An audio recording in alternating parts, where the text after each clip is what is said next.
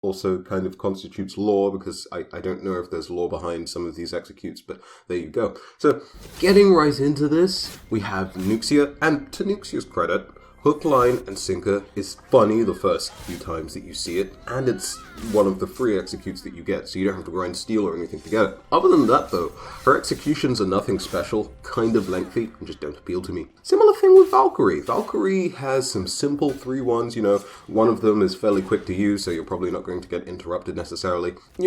Simple. So, yeah. Bores the enemy, but unfortunately that means it kind of bores you to use them. Of course, it's somewhat satisfying to kill your enemy, but after a while, Valkyrie just somehow manages to make it old, for me at least, faster than any other hero. And for the longest time, I've honestly thought that Valkyrie has had just the blandest, most boring to see executions in the game. And recently, some of the newer ones, they've kind of changed this a little, but not enough for me not to think that she has some of the worst executions in the game. On a tier above these guys, we have Conqueror, who I have nothing to say about. Don't really have much of an opinion other than I don't particularly like their executes, but couldn't really come up with a decent reason as to why, so yeah.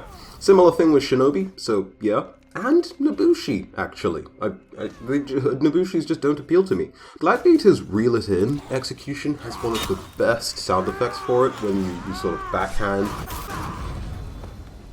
That's nice, pluses for that, that's a positive. And there's like a ragdoll little semi-animation on his brain dead execution, so points for that too. And then he's got a couple of executions that aren't necessarily too bad to watch to have the opponent fight back, like How Dare You and Feisty One, but meh. Kind of bland executions, which is why he's here with Tiandi, who also has kind of bland and boring executions. But the only thing that really saves Tiandi from, in my mind, having as boring executions as Nuxia is the fact that you don't have to look at Tiandi's for as long as any other Wulin hero, because a lot of the Wulin heroes do have just lengthy executions. But Tiandi's, for the most part, are comparatively shorter. So there you go. Or at least one of his executions is the shortest amongst all the Wulin executions. So there you go. Now for the next section of executions, we have Berserker leading the pack. And like Gladiator, the connection sounds on some of the hits that hit against the hero that you're hitting with your axes, very nice to hear. It's very satisfying. I like to hear it, so good stuff on that part. He's got quite a few executions that ledge, so bonus points for that. And some of them are brutal, like beheading heads and, kicking people in the goalie places. You get that point. The only thing that really keeps him back is the length of the executions and the fact that to me some of them are boring. But what can you do? Shaman, on the other hand, she's pretty brutal, and you know it, and I know it, and her executions definitely know it. So if that's a plus for you, then boom. To me, it's like meh. Sometimes it's taken too far. Sometimes it doesn't make sense when she's chewing through fingers covered in metallic armor, and sometimes it's just alright, it's just fine, it's fitting. So yeah, I myself not too into bloody gory things to too much of an extent, and that's why she's sort of here, but I guess compared to everyone before her, she probably does have the least boring, shall we say, the most least boring executions in the game. I know that's not quite the right way to say that, but there you go. And then Aramusha is here purely just because, well, his executions are very nice to use, and some of them are pretty satisfying, but the really satisfying ones probably going to get interrupted. They're fairly long, right? But he does have that Kill Bill reference. I'm guessing it's a Kill Bill reference. If it's not a Kill Bill reference, then, well, I don't know. Meh. Now, the next tier, starting it off, Highlander. Now, Ubisoft really dialed up the brutality meter with Highlander, but that reliable voice acting helps him out here. It might take away from the gore factor of some of his takedowns in some cases, and just makes it kind of, goofy, but hey, it works, and it makes it, in my opinion, better than Shaman, as far as the executions are concerned. Now, yes, some of his executions are really long, but he also has a nice mix of fast-killing executions, so that's nice, and as I said, the voice lines just really make the good ones very satisfying. Then we have the Warlord, and he was blessed with a good mix of simple but cool, respectful, and downright brutal executions. This man doesn't need his teabag because he can serve you your own head. I mean, why would you even need a teabag at that point? And The only thing that keeps him back are executions like Stuck Like a Pig, which is lengthy, kind of pointless. It's a long execution, and I feel like I'm wasting my own time by seeing it. So, yeah. I thought this execution was funny the first time I saw it and impulsively bought it, and then after that kind of regretted ever seeing it. But, yeah. And of course, because it's a longer execution, minions doesn't favor minions at all. And what properly secures Warlord in this tier is the fact that I actually was able to find some references for him. A lot of his executions are actually throwback to sort of WWE and wrestling. Moves from John Cena and The Rock and some other guy, probably going to hate me for saying some other guy, but you know what? Meh. At least I got the references. Kinda. Moving on to Raider. Aega's Tide can ledge, which is always a plus. It's kind of a boring animation, but it ledges, so that's possible. And his starting executions are somewhat satisfying, I guess. They're better than most E or Q executions that you start off with, at least. Now, unlike a lot of previous characters that we've talked about here, his simple executions, or his quick ones, they might be simple and just nice to look at, but they're quick and satisfying.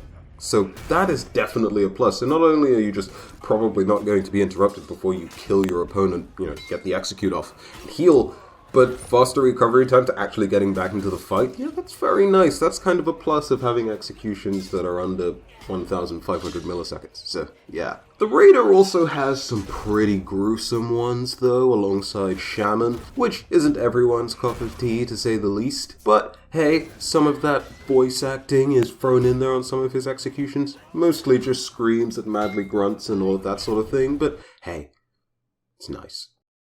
The only thing is, they nerfed one of his Batman reference executions, the reference to Batman's back being broken by Bane. They nerfed some of the screaming on that, I think. So, yeah, that sucks. Next up is JJ, and his executions have quite a bit in common with Shigoki's, and that they're just very nice to look at. Of course, a massive difference between him and Goki is, of course, he doesn't have nearly as many executions, of course. Still, you can't really go wrong with buying an execution for Zhang Jun, as whilst they are fairly lengthy, they're both fairly nice to look at, and one of them is like a really nice semi-taunting emote, I guess, shall we call it? I don't know if that's a thing, but yeah, JJ's kind of taking the piss.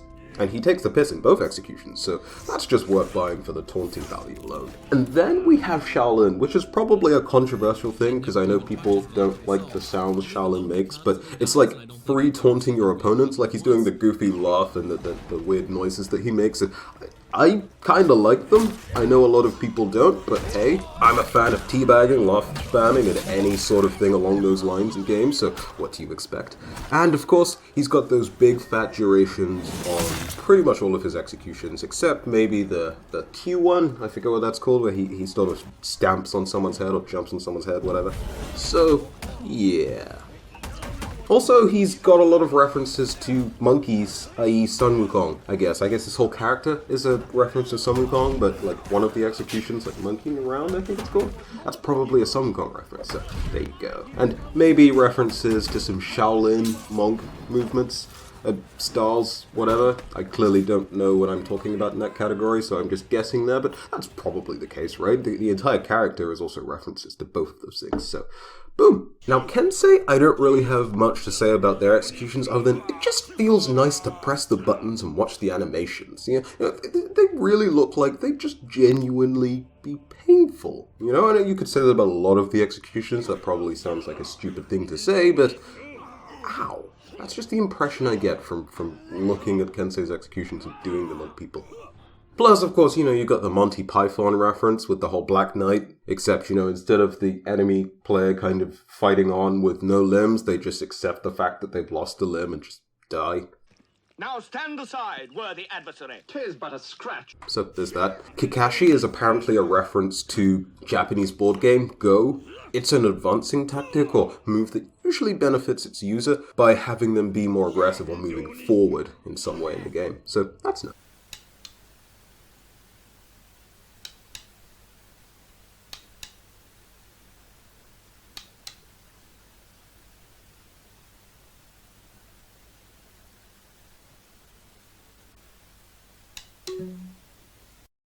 And then the last character in this section here is Peacekeeper. She's got some executions that have the victim try to fight back. One is subtle, the other one is just really nice to watch.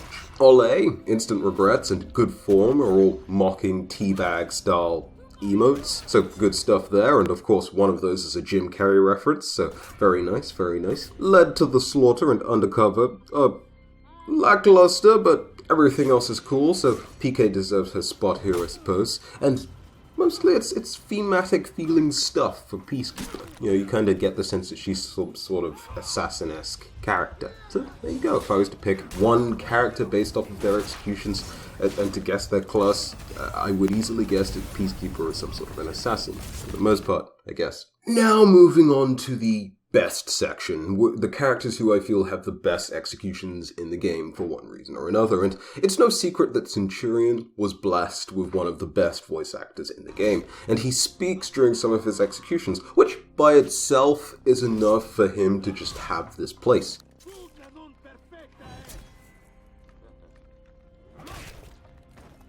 The attitude and the brutality of some of the kills make you feel like you're some sort of god sometimes, just pull off the execution and not have it interrupted, especially if you're trying to taunt your opponent. Admittedly, he doesn't have the best starter executions, but those are really the only hitch, and the rest of his executes really carry him to the top here, along with that great voice. Gouki has hands down the funniest executions in the game, and you know I'm right. Being sat on, weighing your toe down and getting punched in the face, being used as a goddamn doormat? Yeah, they're the best. Some of his executions were nerfed, like the victim screaming during Sagoki Smash, but even his standard belly flop type kill execute, it's pretty hilarious the first time you see it, and there's no way you're not laughing at least half of his executions. It's just not possible. You have to. That's not to say that some of these endings aren't gruesome, because they definitely are. You're not going to laugh at every single execution unless there's something seriously wrong with you. But you could say that about more or less every execution for every character in For Honor, so I'm not going to hold it against Gouki. He also has a crap ton of references. Apparently he's got references to the Hulk, Astaroth from Soul Calibur with the whole doormat emote, Game of Thrones reference with the mountain execution. I said emote, I don't know why I said emote. We all know that I'm talking about executions and not emote, right? Silly Prime.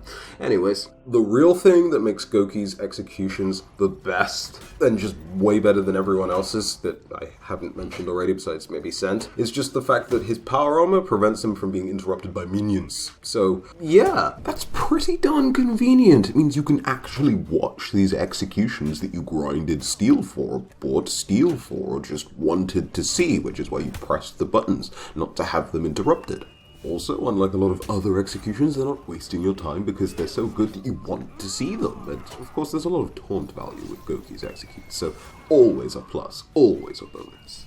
Next up is Lord Addy. Of course it was Lord Addy. He's got comic relief, he's got fast kill times, he's got high duration, he's got knockoffs, he's got penetration, he's got taunting. He can even cancel one of the pointless animations of one of his executions. So he's just a full package of executions. Really, you can't go wrong with Lawbringer's executions. There's just something there for everyone. He's just a nice, all-round, top-tier character for executions. It's a shame you can't really put Gouki or Lawbringer or Centurion in these sorts of places on other tier lists in the game, but for executions, you're darn right he deserves to be here. Now, perhaps he's got some references to Vlad the Impaler. I'm not too sure about that, especially considering the way in which Vlad was described actually impaling people, or having people impaled rather. But there's that one scene from Vikings where Rollo kills that Viking guy whose name I can't remember in a way very similar to the Impaler execution that the Lawbringer has. And if that's not a reference, I would have to guess that maybe the only other reference could possibly be God of War, you know, the way that Baldur dies. Oh yeah, spoilers by the way. Yeah, so the way Baldur dies, he kind of gets his neck sort of snapped, and Lawbringer does that, but he just blocks a punch first, so yeah, you know, references. If either of those three guys isn't sort of somehow molded into a reference for Lawbringer, then I have no idea, but there you go. Last character we're looking for on this part of the list is Orochi. Of course it's Orochi. Torotoro is kind of nice, lets the opponent fight back a bit, makes him look goofy, so it's a sort of win-win-ish, not really, but yeah. And Bao is nice and fast on the kill time, which means faster HP back, and it's respectful as an execution. Plus, it's got a bit of a duration to it, so you can get a lot of HP back faster as opposed to some other quick kill time executions. So everyone kinda sort of wins, though some clearly lose.